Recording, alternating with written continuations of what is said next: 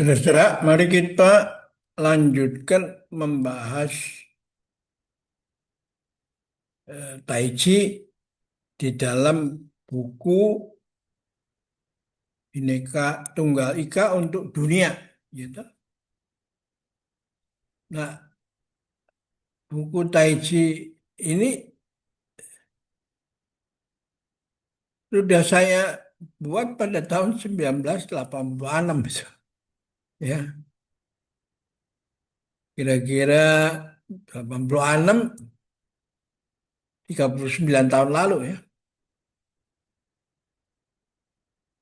Diterbitkan oleh penerbit Sinar Harapan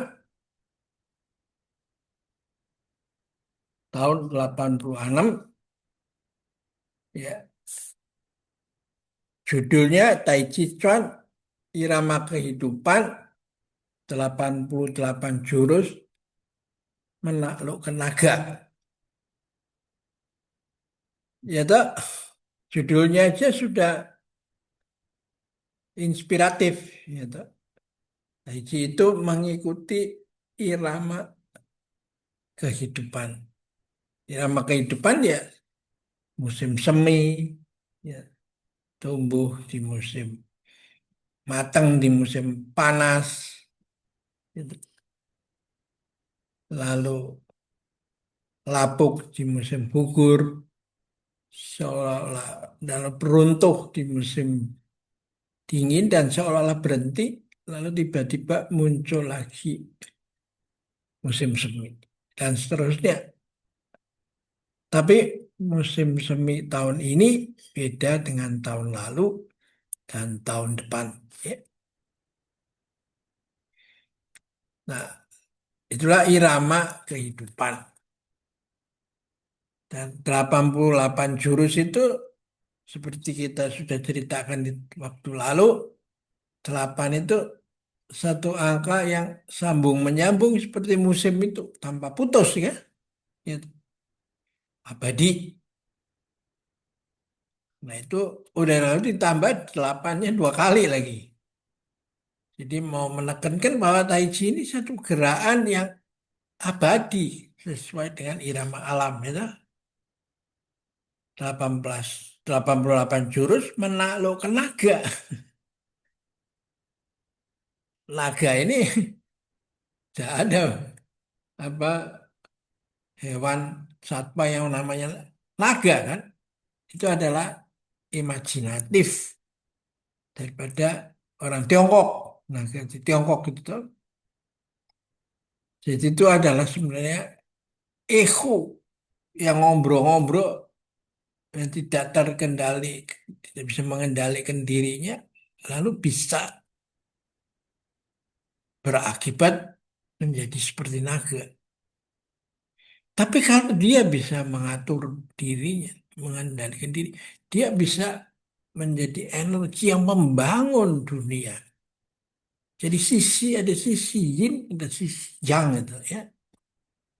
Dia bisa destruktif, dia bisa sangat konstruktif yang seperti sekarang sedang terjadi di Tiongkok itu, ya, dengan pembangunan yang dahsyat hingga dalam waktu yang singkat bisa mengentaskan, ya, 800 juta orang dari kemiskinan, tuh.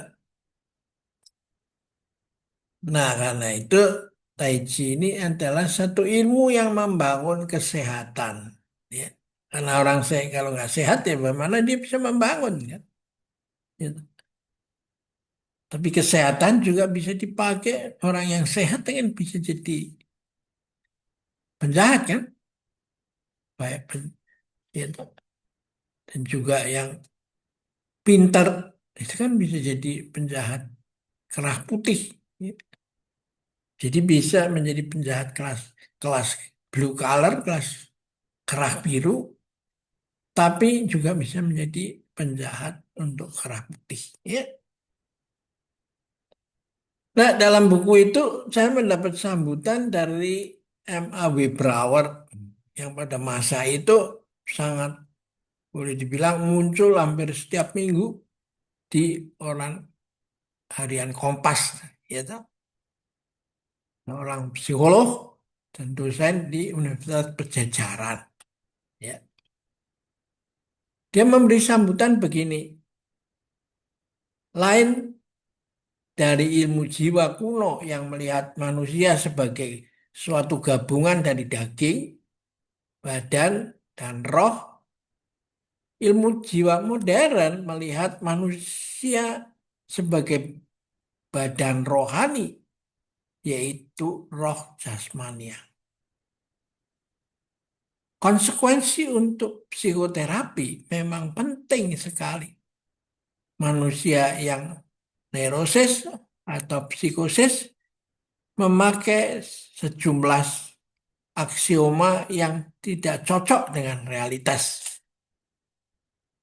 Kalau terapi yang kuno berpendapat situasi itu hanya bisa diperbaiki dengan informasi, relaksasi, dan pemberian obat, terapi yang modern mulai dengan mengerti bahwa jalan masuk lewat gerak-gerik tidak kalah pentingnya dengan pemberian informasi, learning, interpretasi, bahan yang tidak sadar atau obat.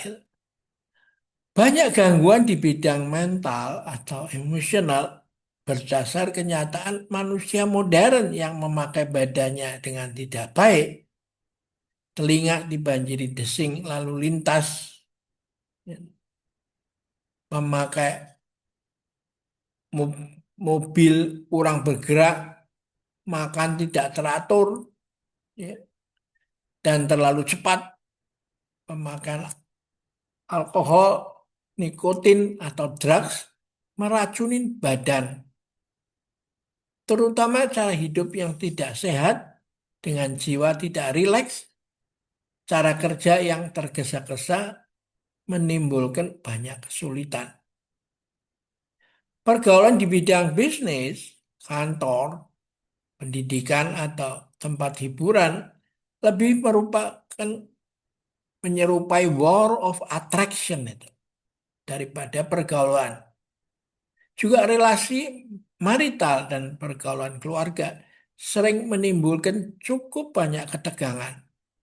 Jelas bahwa metode relaksasi seperti dibuat Volpa, Schultz, gerakan badan yang begitu lama diabaikan mendapat sorotan yang penting dalam buku ini, gitu. Ini pendapat dari M.A.W. Brower, dan setelah itu pendapat seorang neurolog, yaitu Dr. Priguna Siddharta, sekarang juga sudah almarhum, yang terkenal pada waktu itu adalah jelaslah bahwa relaksasi badan dan pikiran tidak begitu memerlukan obat-obat, tetapi harus mendapat pengarahan. Yusuf Sutanto dalam buku ini merupakan psikofisioterapi, ini menarik itu, bermeditasi sekaligus berolahraga. Semoga buku ini dapat menolong banyak orang yang memerlukan bimbingan dan tuntunan dalam memelihara kesehatan badan dan pikiran. Ya. Nah, berikutnya adalah sambutan Daud Yusuf, Menteri Pendidikan dan Kebudayaan waktu itu, dah. Secara naluriah, manusia, makhluk manusia menyadari betapa pentingnya arti kesehatan. Sejak dulu, baik di barat maupun di timur, olahraga sudah dikembangkan sebagai cara untuk meningkatkan ketahanan jasmani. Mengingat ketahanan tersebut sempat diperlukan bagi ketahanan masyarakat, maka dari dulu pun sudah ada usaha sadar untuk menggalakkan olahraga di kalangan masyarakat.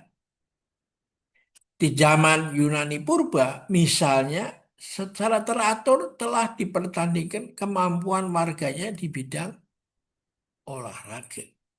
Ya. Dengan berkembangnya masyarakat ke arah yang semakin kompleks, semakin disadarin pula bahwa yang diperlukan tidak hanya kesegaran jasmani, tapi juga kesadaran jiwa. bahkan keseimbangan antara kesehatan badan dan kesehatan pikiran. Berhubung dengan itu, orang mulai mencari kembali jenis olahraga yang sangat eksplisit yang menonjolkan aspek psikis dan gerak-gerik keolahragaan melalui uraian filosofikal yang menjadi rasional dari setiap gerakan jasmani itu. Jenis-jenis olahraga seperti itu umumnya dari timur dan diantaranya yang disebut Tai Chi, ya. Mengingat keseimbangan arah kesejahteraan badan dan kesejahteraan pikiran yang secara eksplisit begitu penting dalam penghayatan dan pengamalan Tai Chi Chuan, maka kaitan antara jenis keolahragaan ini pada khususnya dan semua keolahragaan pada umumnya dengan pendidikan menjadi semakin jelas. Kaitan fungsional antara olahraga dan pendidikan ini perlu dikemukakan karena masih ada yang beranggapan bahwa olahraga sama saja dengan rekreasi atau hiburan dan sama sekali tidak ada urusannya dengan pendidikan. Ada pula yang berpendapat bahwa olahraga dapat diterima dengan dalam pendidikan, tetapi dalam dirinya tidak memiliki nilai untuk mencapai tujuan pendidikan itu sendiri. Dapat disadari bahwa olahraga sebenarnya memiliki arti dan fungsi yang lebih murni dan bagaimanapun merupakan satu bentuk pendidikan individu dan masyarakat yang mengembangkan. Ya, tak? Nah, sekaligus ketahanan jasmaniah dan ketahanan jiwa manusia serta keseimbangan antara kedua aspek tersebut. Pendidikan tidak mungkin lengkap apalagi sempurna tanpa olahraga, karena gerakan manusia adalah dasar dari cara belajar mengenai dunia sekelilingnya dan dirinya sendiri.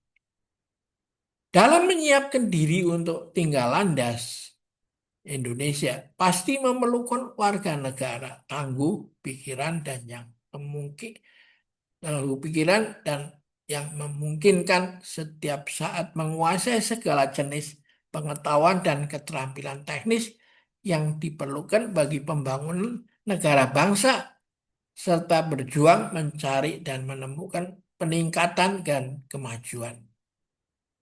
Melalui pendalaman buku Yusuf Sutanto ini, kiranya warga negara kita dapat terbantu untuk menyiapkan diri ke arah cita-cita tersebut. Ya. Ya.